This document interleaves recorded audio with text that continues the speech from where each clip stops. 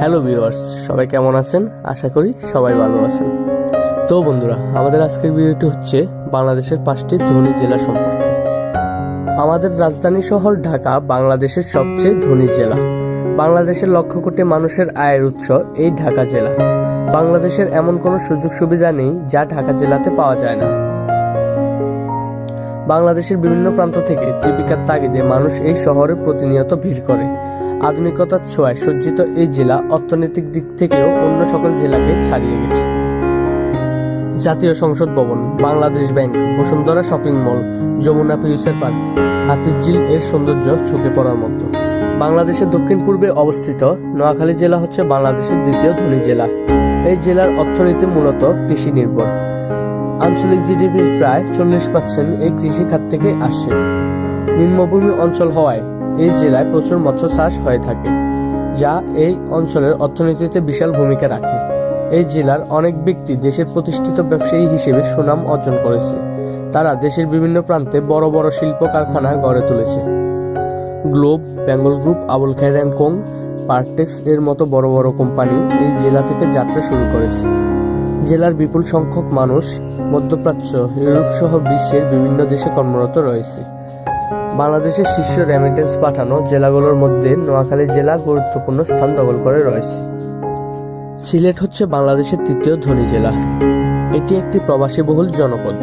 যুক্তরাজ্য, যুক্তরাষ্ট্র, মধ্যপ্রাচ্য সহ বিশ্বের বিভিন্ন দেশে সিলেট বিভাগের মানুষের বসবাস রয়েছে।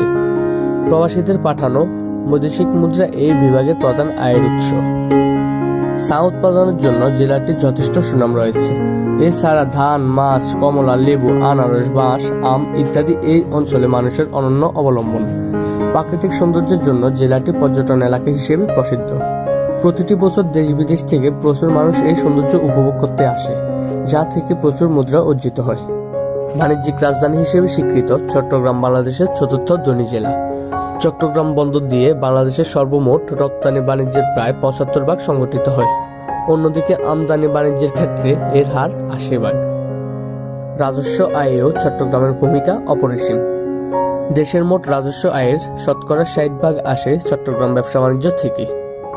এছাড়া চট্টগ্রামে নির্মিত ইপিজেড শিল্প পার্ক হিসেবে দ্রুত প্রসার লাভ করেছে। চট্টগ্রাম বন্দর বিশ্বের একমাত্র প্রাকৃতিক সমুদ্র বন্দর।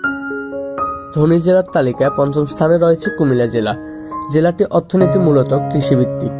এছাড়া প্রায় 11.6% মানুষ ব্যবসার সাথে জড়িত।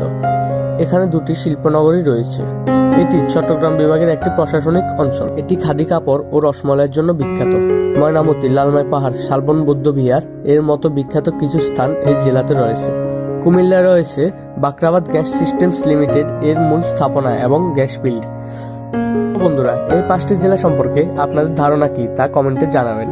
আর আমাদের ভিডিওটি ভালো লেগে থাকলে অবশ্যই আমাদের চ্যানেলটিকে সাবস্ক্রাইব করে বেল আইকনে ক্লিক করতে ভুলবেন না।